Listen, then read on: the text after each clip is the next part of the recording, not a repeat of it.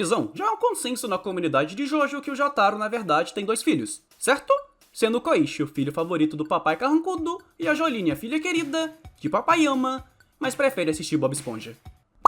E bem, o foco desse vídeo não é falar sobre a situação parental do Jotaro, mas sim falar sobre o filho esquecido do mesmo. Esse que foi criado pelo pessoal da Clamp, que caso você não saiba, é um grupo feminino de mangakas que foram responsáveis pelas criações de obras como Sakura Card Captor, XXX Holic e Tsubasa Chronicles. E essa história de onde nasceu o filho do Jotaro se originalizou de uma coletânea de doujins chamadas Clamp in Wonderland, lançada lá nos anos 90, onde que essa história de Jojo foi uma série de 5 capítulos de doujins feitas pelas mesmas. E bom, só por isso dá pra ver que vai vir coisa boa.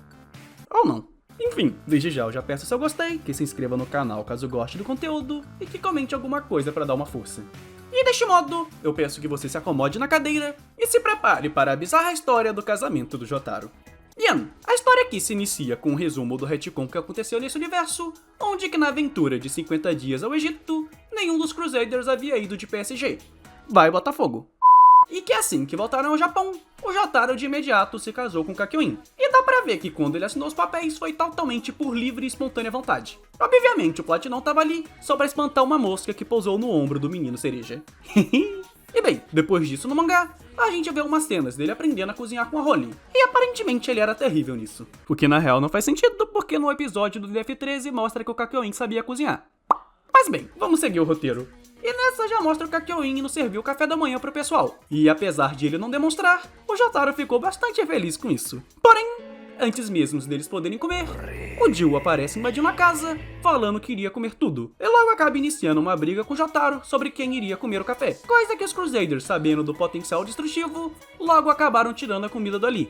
Mas o Jill para o tempo e come toda a comida que já estava servida. Só para logo em seguida, com os Crusaders ficando putos, o Jill começar a sentir diversos sintomas, como dor de cabeça, fraqueza nas pernas e dor de barriga. Coisa que ele acabou concluindo como sendo causada por conta do envenenamento da comida podre do Kakyoin. E é bastante engraçado ver a galera feliz por não ter comido. Mas o Kakyoin acaba ficando triste por conta daquilo, pois ele havia acordado às 5 da manhã para começar a preparar tudo. E assim com Jotaro não querendo entristecer o seu mozão, ele acaba comendo tudo, mesmo com o povo falando que aquilo iria matá-lo. Mas ele se faz de forte e chama o Kakyoin para eles irem à escola. Onde que o mangá acaba contextualizando, falando que eles acabaram reprovando por conta de terem faltado 50 dias direto.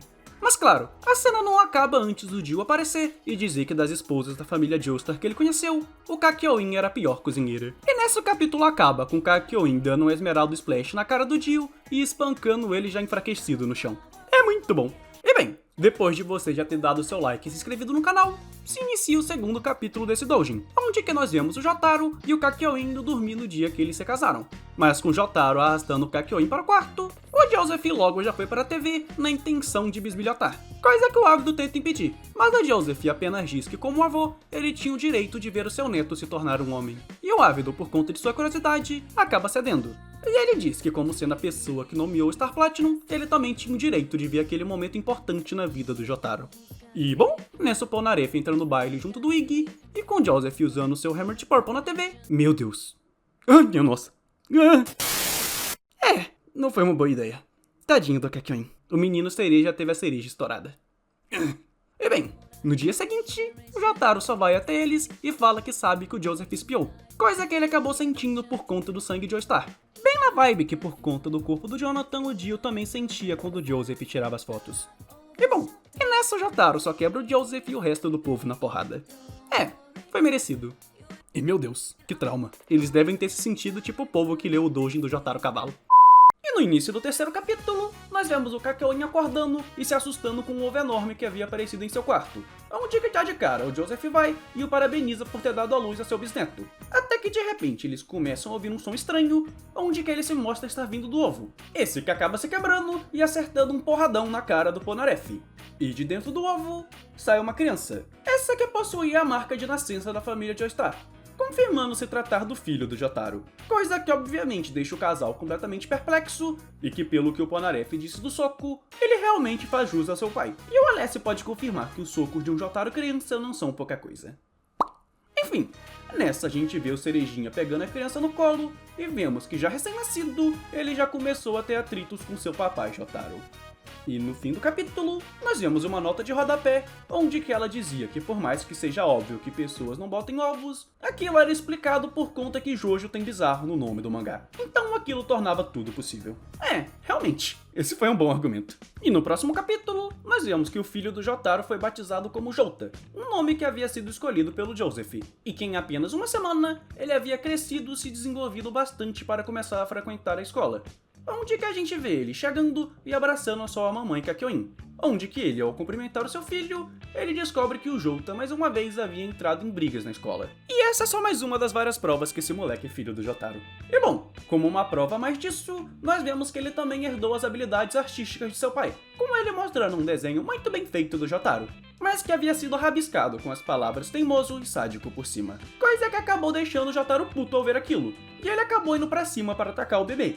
Mas nessa hora, a gente vê que o Jouta acabou despertando sua stand. Essa que se mostra sendo muito similar ao Star Platinum, só que verde. Coisa que rapidamente fez o pessoal se juntar ao redor para olhar. Onde que com eles analisando melhor, o stand se mostrou como sendo uma mistura do Platinum com o Hierophant Green, por conta dele também estar se desfiando. E com o Joseph pedindo para o Avidel nomear o stand, o Avidel disse que não poderia fazer aquilo, pois ele já havia usado todas as cartas do tarô. E com o Polnareff jogando aquela responsabilidade ao papai Jotaro, ele resolve da maneira mais simples e direta possível. Ou seja, ele foi na cozinha e pegou um detergente e acabou dando o nome daquela marca para o stand do bebê. Esse que por coincidência era Charmy Green. E até que acabou combinando. Olha só que bonitinho. E bem, indo para o último capítulo, este se inicia com uma recapitulação mostrando que houve um time skip de 10 anos. E que esse capítulo se passaria durante os eventos da parte 4, onde que agora o Jouta tinha 16 anos. E saca só esse trecho animado dele crescendo. Muito bonito. E bem, apesar de ele ter 16 anos fisicamente, na verdade ele tinha 10, e só apresentava ter 16 por conta do seu envelhecimento acelerado. E com isso em mente, nós vemos ele demonstrando seus poderes ao Josuke, onde que ele demonstra ter um ataque que é uma mistura do Starfinger com Esmeralda Splash, que eu interpretei como sendo ele atirando esmeraldas pelos dedos. E pera, pensando agora, na parte 8 tem um diálogo do Norisuke com Gap, onde que ele diz que em Jojo as pessoas não mostram tanto seus stands pros outros e não falam muito sobre isso, porque para os usuários os stands são coisas tão íntimas quanto revistas pornô. E, bem, depois dessa fala do Norisuke, eu sempre acabo achando um pouco estranho ver esse tipo de interação com os personagens. Enfim, depois dessa demonstração de habilidades, o Josuke se mostra impressionado com o quão versátil o Charmy Green era. E o Jouta diz que ele só desenvolveu tanto seu stand por conta das suas diversas lutas com Jotaro, essas que acabaram servindo para ele como um grande treinamento. E aqui nós temos um monólogo do Josuke falando o quanto ele admirava o Jotaro e achava ele legal. E lá ele, Josuke. Nesse traço shoujo dos anos 90 acaba parecendo que você tem segundas intenções com seu sobrinho. Bem, e em meio à conversa, o Kakyoin acaba chegando e o Josuke fica ainda mais admirado por conta do Jotaro ter se casado com um homem. E em meio a esses painéis, a história é finalizada, dizendo que apenas naquele momento, o Jouta havia descobrido a verdadeira fragilidade de uma amizade. Bem, o doujin acaba por aqui. Bizarro, né? Bem, eu e provavelmente muitas pessoas mais antigas da comunidade de Jojo já devíamos conhecer esse doujin há muito tempo, porque como eu ilustrei ao longo do vídeo, existem diversas fanarts do Jouta adulto, e na época do lançamento este doujin ficou tão popular que o Jouta até apareceu em um momento de uma animação especial da Clamp. Mas ainda assim, esse doujin é algo que eu vejo cada vez sendo menos falado por aí. Então foi bom reviver esse meme da comunidade de Jojo, onde que apesar de ser bizarro pra cacete e enfrentar diversas críticas por conta do chip JK aqui, ele ainda é algo importante para a comunidade. Tanto que seja por coincidência ou não, o próprio Stone Free é um stand bem semelhante ao Charmy Green, com ele podendo se desfiar da mesma forma que o Hierophant Green e sendo um stand porradeiro assim como o Star Platinum. Será que o Araki realmente se inspirou nesse doujin para fazer o stand da Jolyne?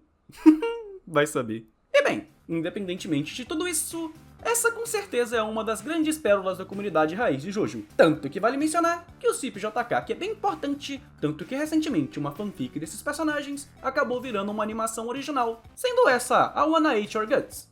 E que qualidade, cara! Isso aqui vai ficar muito bom. E bem, apesar desse doujin ter sido bizarro, todos nós sabemos que existem doujins muito piores por aí. Enfim, de todo modo, se você gostou desse vídeo, eu gostaria de pedir que você desse o seu like, que se inscrevesse no canal e que comentasse algo para dar uma força. E bem, eu sou o Fuxi. Tchau.